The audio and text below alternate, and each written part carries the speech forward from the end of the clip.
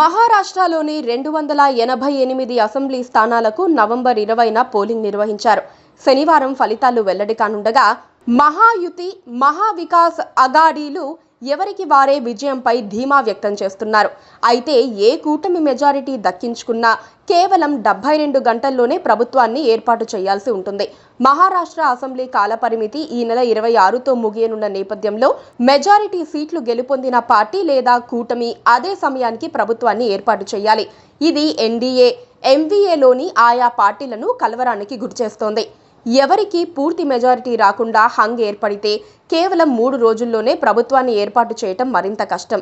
ఇదే జరిగితే రాష్ట్రంలో రాష్ట్రపతి పాలన ఏర్పాటు చేసే అవకాశం ఉందని రాజకీయ విశ్లేషకులు అంటున్నారు. కానీ వెనువెంటనే రాష్ట్రపతి పాలన విధించరని, మెజారిటీ సీట్లు దక్కించుకున్న పార్టీని ప్రభుత్వ ఏర్పాటుకు గవర్నర్ పిలిచే అవకాశం ఉందని, తర్వాత బల పరీక్షకు ఆదేశించవచ్చని రాజకీయ నిపుణులు చెబుతున్నారు.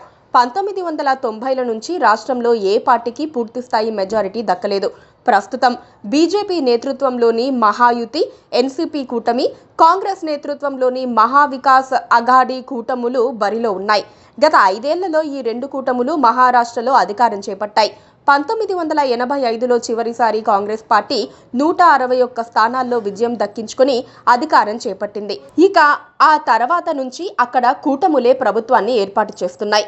మరోవైపు ఫలితాలకు ముందే 2 కూటముల్లోనూ సీఎం పదవి కోసం నేతలు కుస్తీలు పడుతున్నారు. శిబిరాలు ఏర్పాటు చేసుకుని సీఎం సీటు తమకంటే తమకేనని పట్టుబడుతున్నారు. మహారాష్ట్ర కాంగ్రెస్ అధ్యక్షుడు నానా పటోల్ మాట్లాడుతూ మహావికాస్ అఘాడీ అధికారం చేపట్టి తీరుతుందని అన్నారు. ఆయన ఓ అడుగు ముందుకేసి కాంగ్రెస్ నేత సారథ్యంలో ప్రభుత్వం ఏర్పడుతుందని చెప్పారు. అయితే ఈ వ్యాఖ్యలతో విభేదించిన శివసేన నేత సంజయ్ రౌత్ మహావికాస్ అఘాడీ మెజారిటీ దక్కించుకున్న తర్వాత సీఎం పదవి ఎవరికి ఇవ్వాలనే విషయంపై చర్చించి నిర్ణయం తీసుకుంటామని తెలిపారు. ఇక మహాయుతిలో శివసేన అధికార ప్రతినిధి సంజయ్ షిర్సత్ మాట్లాడుతూ సీఎం ఏక్నాథ్ షిండే తిరిగి ముఖ్యమంత్రి అవుతారని పేర్కొన్నారు. కానీ బీజేపీ నేత ప్రవీణ్ ధరేకర్ మాత్రం డిప్యూటీ సీఎం దేవేంద్ర ఫడ్నవీస్ ముఖ్యమంత్రి పీఠంపై కూర్చుంటారని తెలిపారు.